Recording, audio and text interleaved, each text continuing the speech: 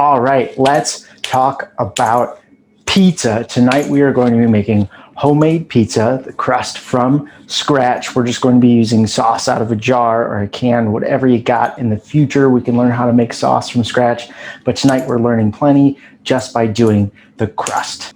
So we're jumping right in tonight on the recipe because there is some wait time on things. I want to make sure that you're able to get results quickly. The recipe is not all that complicated with this. If you've got a scale, I recommend using a scale for a few of these ingredients, especially the flour. But let me talk you through these ingredients real quick. So I've got them up here on the wall.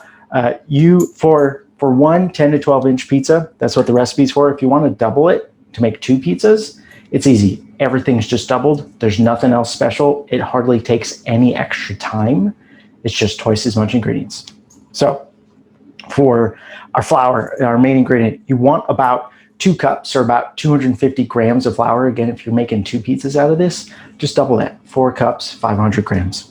1 packet of instant or rapid rise yeast. It's about the same in terms of volume that you would need because we're not baking a whole lot. If you were making a huge batch of 6+ pizzas, we might need to adjust how much we're using depending on what kind. But because this is only 1 to 2 pizzas, 1 packet, something like this, instant or rapid rise yeast. I could only find what's called active dry. It's the same thing as rapid rise, and I'll explain what that means in a little bit. We've got the yeast in here for the rise. It gives us a little volume in our dough. A little bit of salt gives us some flavor. You can add extra flavorings to your dough. You could add things like garlic powder. You could add dried basil. You could add dried thyme or oregano if you want sort of a garlicky, herby crust. You don't need to. It's entirely up to you, and you can kind of play around with that. I'm going to use a little bit of olive oil, about 2 tablespoons. You do want 1/3 cup of warm water. And this is really important for our yeast. And by warm, there's a specific temperature range we typically want to fall in, and that's between 105 and 110. What's really important is that your water does not exceed 130 degrees, because at 130 degrees, that water will now kill your yeast. And if you've ever had something that you're trying to bake and it had yeast, whether it was rapid rise or instant or any other kind, if you use water that was too hot, it could have killed all the yeast, and that may have caused your baked goods or your breads to not actually rise, and you could have been pulling your hair out trying to figure out what was going on. It was that the temperature of the water could have been too high. It could have also been too low. Really cold water kind of puts the yeast into a bit of a slow acting, almost like a hibernation stage. So you don't get as much activity out of them. That's why we want to hit that sweet spot of 105 to 110. And if you've got an instant read thermometer, just run water out of the tap, hold the thermometer under the tap until you hit that temperature range, and then grab that water. If you don't have an instant read thermometer, the water will feel just barely warm if you put some on your wrist. Just the tiniest bit warm. It shouldn't feel hot. It shouldn't feel cold. Just a little warm, and that'll be about right. We want 3/4 cup for that. And then we want, and this part's optional, 1 egg yolk and about 1/2 tablespoon of water. And that's just if we want to add an egg wash to the crust on our pizza. It's completely optional, but it adds a nice kind of golden color to the edge of your crust, which you might not typically get if you don't add your egg wash. Okay, so like I said before, we are moving quick tonight because there is a bit of a wait time. I want to make sure those wait times are hit quickly and we're making some progress. So first things first is our yeast. So this is active dry yeast. It's basically the same thing as rapid rise. It is not the same thing as instant yeast. So if you have instant yeast, you can put that instant yeast directly into the rest of the dry ingredients that you're baking with. You still want to use a fairly warm liquid, but you just add it to the dry ingredients, mix it up, you're good to go. Everything else in the recipe is the same. If you've got an active dry or a rapid rise yeast, you have to do something called proofing first. And proofing means you get the water you normally would have added, you add the yeast to it, and then you let it sit there for 5-10 minutes until there's a little bit of activity going up on top. It should look a little frothy. It should smell pretty active and yeasty and a little bubbly on top. And if that's not happening, your water's too cold, your water's too hot, or your yeast is dead. So make sure you check the expiration date, wherever that ends up being on your yeast, because very frequently folks have packets of yeast sitting in their cupboard for a long time.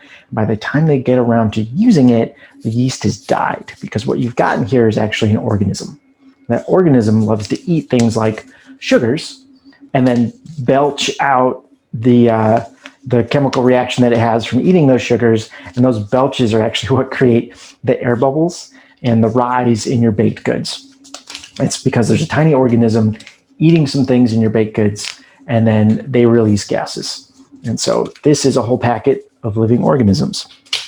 Fun fact, technically, vegans aren't supposed to have any bread that uses yeast, but a lot of them will they will skirt the rules. It's because yeast is still a living organism. They're also not supposed to drink beer, but there's plenty of vegans who like to break that rule. So with that fun fact for you, I'm going to get started with proofing my yeast. So tonight I'm making a double batch of dough. So I'm going to be getting 1.5 cups of warm water.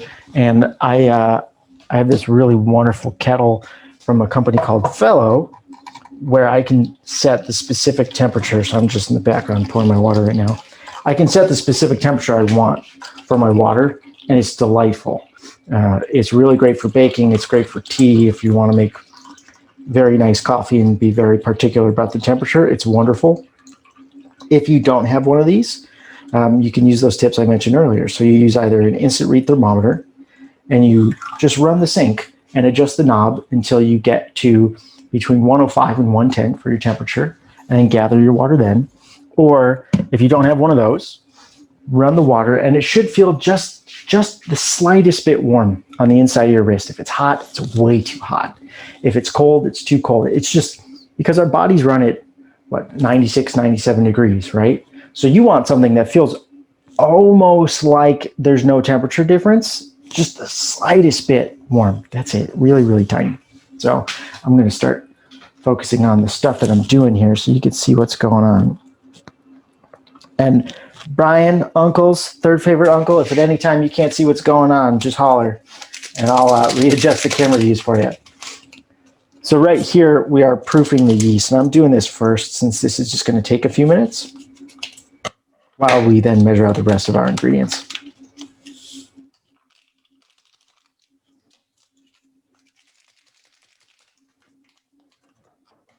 So this is my 110 water, doing 2 packets of yeast here. So I'm making a big double batch.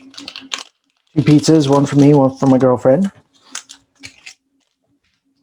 And then you want to just stir this up real quick so your yeast is all interacting with water instead of sitting on the top, staying dry. Stir it, whisk it, just get it in there. And then, and this is a great little tip I picked up recently, to help trap heat in this, either cover it with a plate, or plates won't fit super well on this. Just cover it in a little bit of plastic wrap. And we're just trying to trap a little more heat in there while we set it aside for a few minutes. So just sit that aside for about 5 minutes, check on it, and it should look pretty frothy at that point. I've got 2 big mixing bowls here.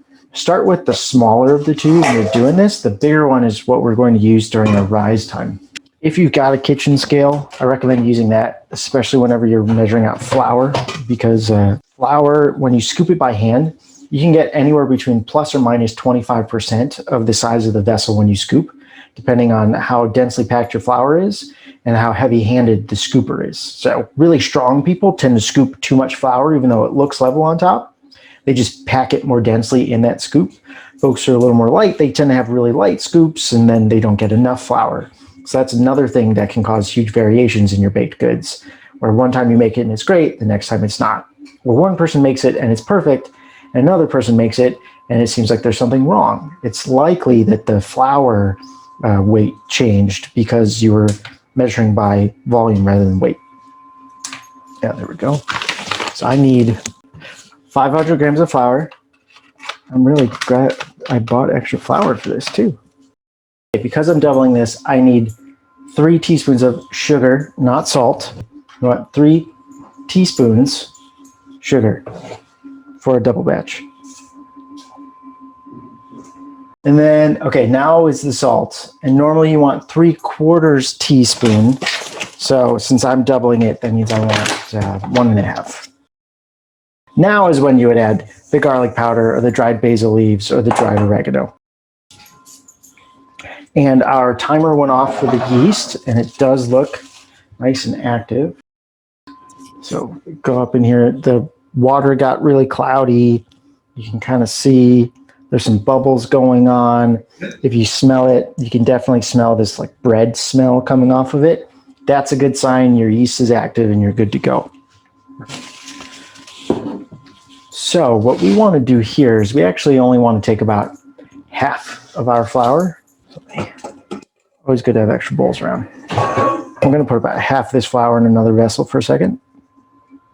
There we go. Okay, take half your flour, add the sugar and salt to that. If you're using instant yeast, you can just add that instant yeast right to this right away. And then we just want to give this a quick stir to make sure everything's fairly even. Otherwise, we might get weird little pockets of sugar or salt in there.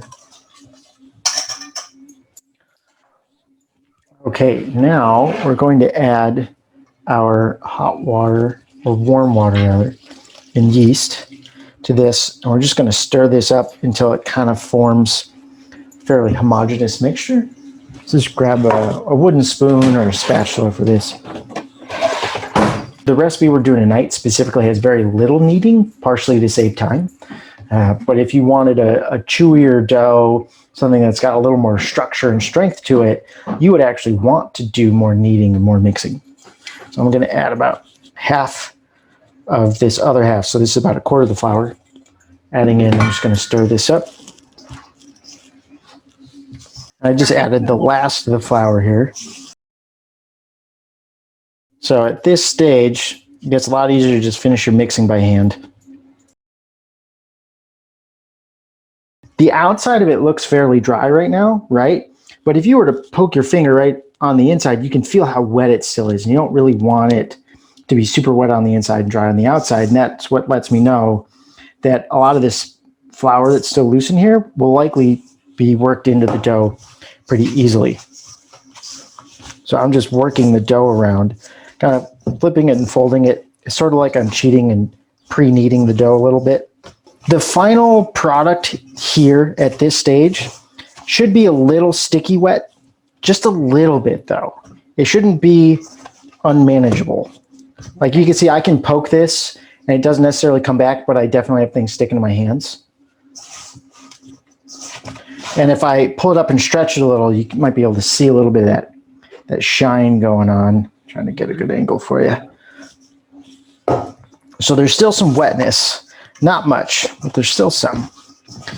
So this is about right. You can see there's basically no flour left in here other than a little bit stuck to the sides that if we really wanted to like work it in. But it forms into a pretty good ball. If I bring my hand in and kind of do this little scoop motion, it forms into a ball pretty easily. Right, there's a little bit of stickiness, and that's not too bad at this point. So now is when that bigger bowl we had comes into play. Because what we're going to do is we're going to line that bigger bowl with a little bit of olive oil. I missed adding 2 tablespoons of olive oil to the dough. It's not too hard. I'm just going to do it right now and then keep mixing it until it's mixed in. And I'm just going to eyeball 2 tablespoons. If you really wanted to, you could add more flour to this. I think it's fine. This is a pretty wet dough right now. And then what we're going to do in the larger bowl is actually use, ironically enough, a little more olive oil, which is what made me realize I forgot something. And you just put a little bit in the bottom and then spread it around by hand, around the bottom and up the sides a little bit, because we're going to transfer our dough over to this bowl and then cover it and let this sit to rise for about 30 minutes. We're aiming for this to about double in size. Pop that over there. Now, if your dough had much less olive oil in it, the appropriate amount of 2 tablespoons, which you would want to add at the same time we added the yeasted water, then you would want to coat, you would move this ball around in the olive oil in here so that the whole thing's coated so there's no dry surface. And so if it rises and runs into, say, your plastic wrap on top, it doesn't just stick to that plastic wrap. It's got a little non-stick coating, so to speak. So mine has plenty of olive oil on it already, so I think we're good. I just need to coat this in some plastic wrap, cover this, and then set it somewhere warm. I'm about to start preheating my oven, so I'm actually going to place it on top of my oven where there's going to be a little bit of a draft from the oven with a little bit of heat coming off of it, so that this helps it rise. We want to give this about 30 minutes or until it doubles in size. The doubling in size is a more important measurement of when to take the next step than the timer. So the timer is a good guideline, but kitchens and their temperatures vary wildly, right? You're in Ely, Minnesota. If it's the middle of winter, your cabin's not going to be quite as warm as a house in Los Angeles, California, in the middle of the summer, right? But this video is recorded at one time of year and you might watch it any time of year. So keep an eye on the dough and when it's about doubled in size, and that's a more important metric than just your timer. That being said, about 30 minutes is right for this. So while that's happening, preheat your ovens to 425. Also, if you've got a pizza stone, now's a really good time to use it. You throw that in the oven while it's preheating so it gets nice and hot, and then we'll throw the pizza on top of that later. If you don't have a pizza stone, the next best thing you can do is just take whatever pan you're going to cook your pizza on and throw that in the oven, because even this thin piece of metal will help hold on to some heat and radiate it back to our pizza as soon as we throw it on there. So we did, okay, our flour is prepping. We can prep some toppings right now. Pepperoni, pretty classic. Pineapple is fairly common. I'm going to make two pieces here, one with, one without pineapple. But the big thing here is actually what cheeses you use. So I've got a good amount of cheese here. Here in Minnesota, you probably have access to some good cheese as well. I've got a bunch of mozzarella here, which is the traditional cheese that people tend to use. But another cheese you can use to mix in with it, partially because it melts so well, is any kind of Jack or a Colby cheese. So these cheeses melt really well. Mozzarellas melt really well. You mix the two, you get a slightly more rich topping that still melts very well. So, another really important thing to call out as I am grating this cheese, and you might be thinking to yourself, God, why is he putting so much work into this? He could have just bought pre-grated cheese. So the reason I like to buy bricks of cheese rather than pre-grated cheese is pre-grated cheese has extra chemicals added to it to keep the cheese from sticking to each other so that it gets a nicer appearance and it doesn't become a weird clump inside the bag. Those extra chemicals tend to be starches, which for the most part aren't bad. But if you can get your hands on some, try to get cheese that came from grass-fed cows, pasture-raised. It's going to be a lot more rich. It's going to be a much higher nutrient and vitamin density to it. And it's just going to taste a lot better too. Okay, so one of the things that you'll notice in this recipe is we don't do a lot of kneading, and there isn't a whole lot of rise time. And those two things will dramatically change the outcome of the pizza that we make.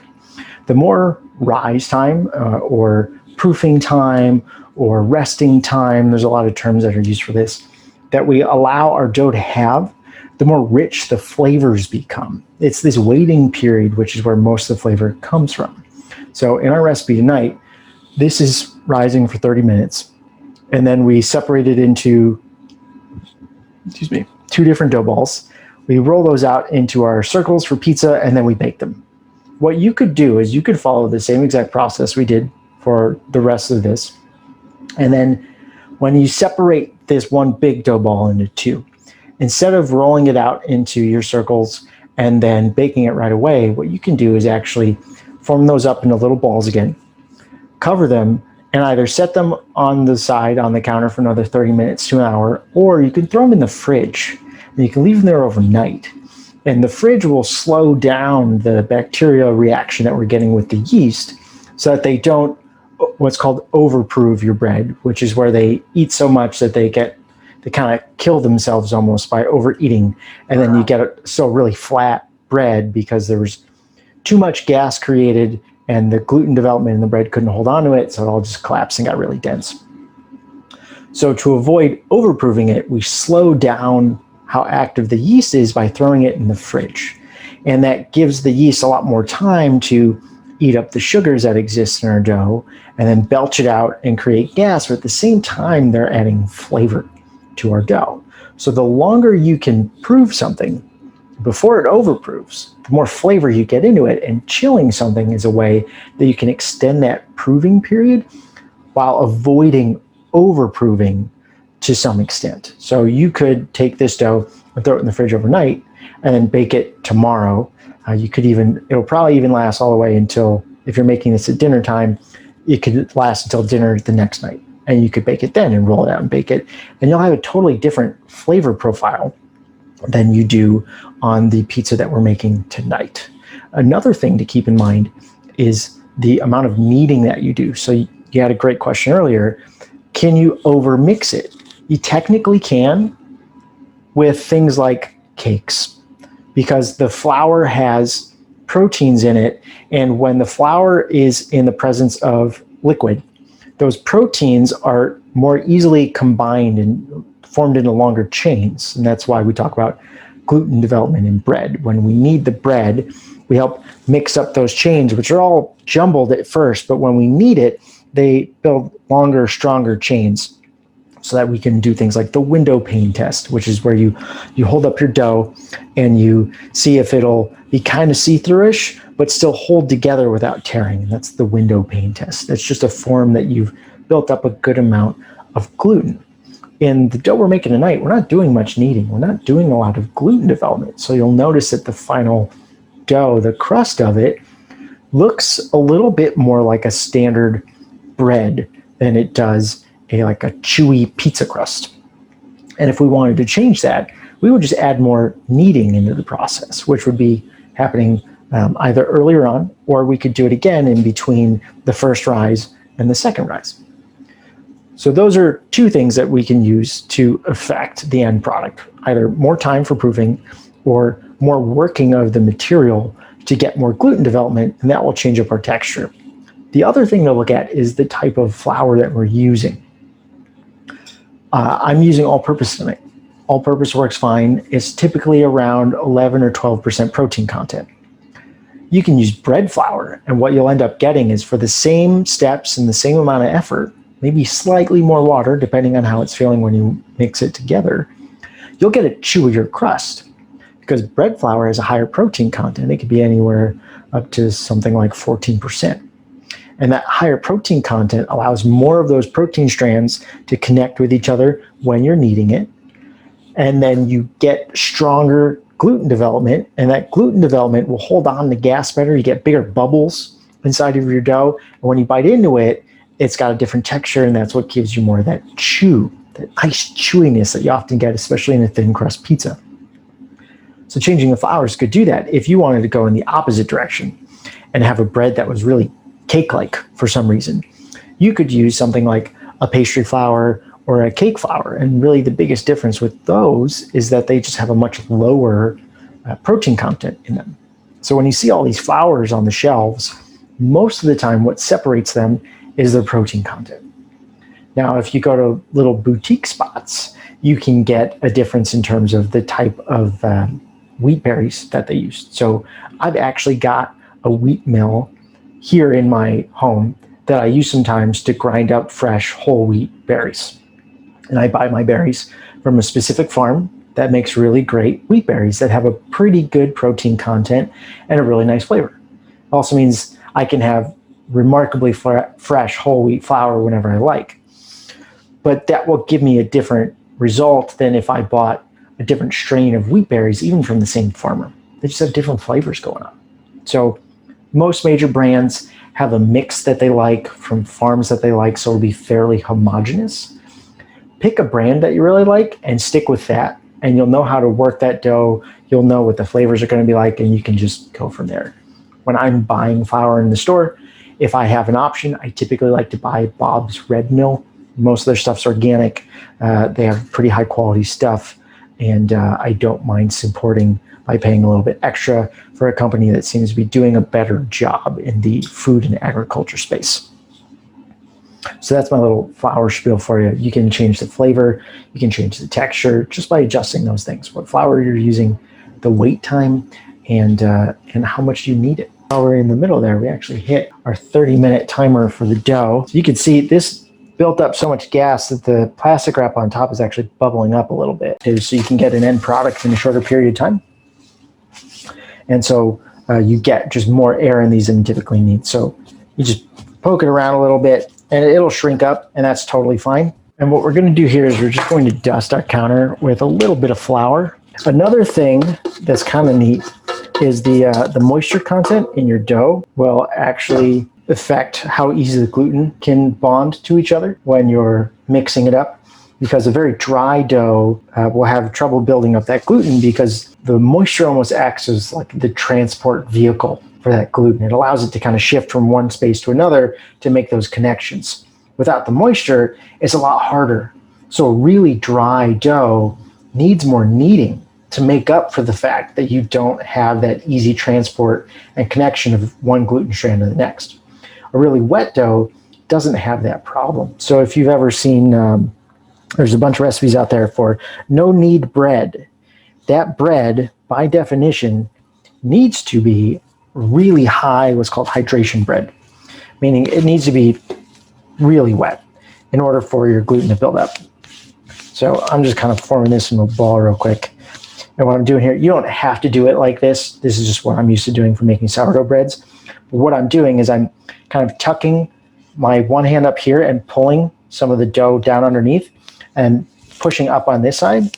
So it creates some tension on top. And that's just a nice way to rest your dough.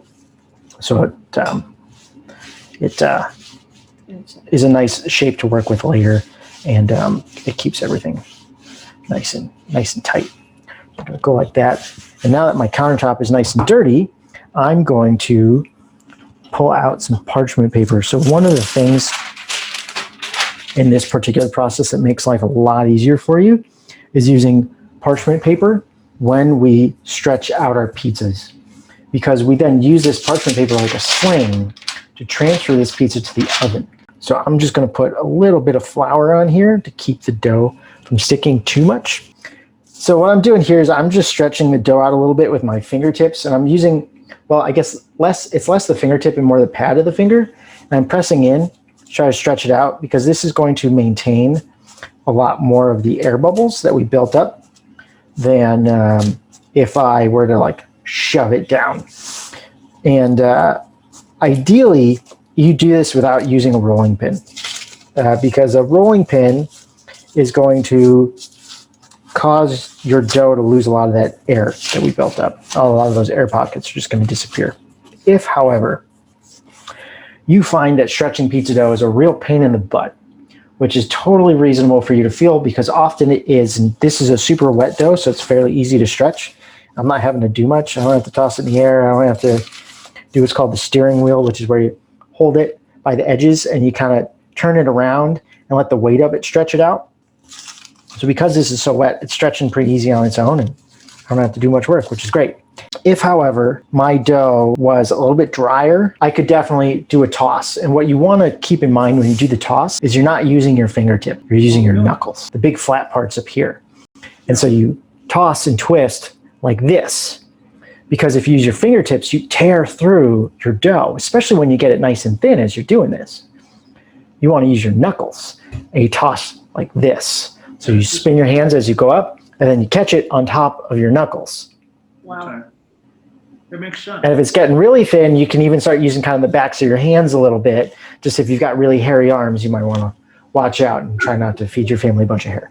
And if I didn't feel comfortable with the toss, and if I didn't like the steering wheel method, another thing you can do, you'll lose some air bubbles, but you'll get a finished product. And I think a finished product is more important than a perfect product, especially if this is the first time you're doing it.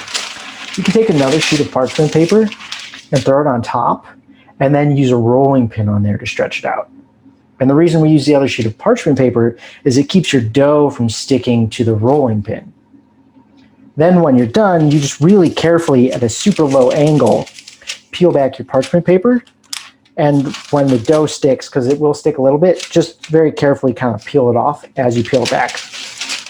And that will allow you to stretch out your dough without having to toss it in the air and without having to worry about doing what's called the steering wheel and having half of it rip off or something. The way I've stretched this, I've allowed these edges to be a little bit thicker. If you don't think your edges have enough thickness, just go around and pinch them together a little bit and just give them a little bit of height, just so you got a little more going on your crust. And I'm just putting a little olive oil and lightly brushing it onto the crust here. So this is a pretty thin crust pizza, so I went pretty light on the sauce here. I just spooned a little bit on, spread it over with the back of the spoon, and then there's another step we can do here, which is totally optional. I'm just grabbing an egg, and I'm going to make a quick egg wash. So I'm just going to use this egg wash to go on the outside of the crust here, so that it gets a little bit more color, and it's less likely to burn. It's probably not going to burn. This is a regular oven. You can cook pizzas like this in a 900-degree oven, and they come out great. But it's kind of a fun thing to show, and you don't need to do this, but if you want to, go for it. It gives you a nice golden color on the outside. It looks really great. Another thing you could do, you could make like a garlic butter and melt that and just brush it onto the edges here. That'll do something similar. It'll help darken this a little bit. It'll help protect it from browning too much, and it adds a little bit of flavor too. I only want half a tablespoon of water in this. So this is what our egg wash looks like. It was 1 egg yolk and about half a tablespoon of water. And then we're going to use a little pastry brush, or if you don't have a pastry brush, you could really cheat and use like a paper towel. But we're just going to brush a little bit of this on our edges here, just to help us get a little bit of color and a tiny bit of flavor in the final product. Just get to add whatever toppings we want. I'm going to load this up with some cheese. I'll keep this one nice and simple. Just throw a little pepperoni on there. Okay, so now is the transfer step. This is where this sling really comes in handy. So you got to be careful.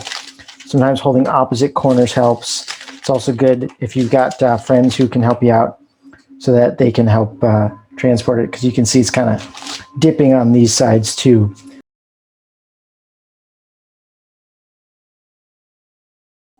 There we go. And this pizza stone will be all right. So this second pizza is for my girlfriend, and she really loves jalapenos on her pizza. Oh, pizza should be about done. Let me check on that. I think this pizza could go a little bit longer just to get a little more color on it, but I want to show you where we're at right now. So here's the pizza. It's looking good. It got really good rise. Let's see. There we go.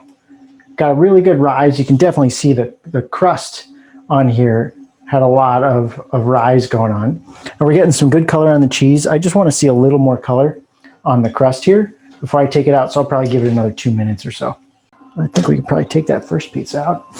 Amen. So for this, I don't have a pizza peel, so I've just got this big flat tray pan.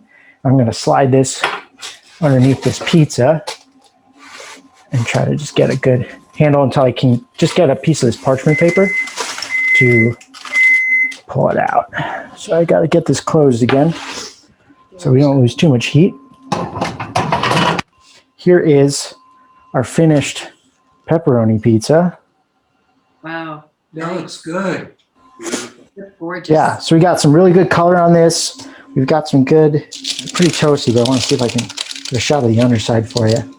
So we've got a really good crust down there. I don't know if you can hear that scraping. Yeah. Yep. So this turned out beautifully.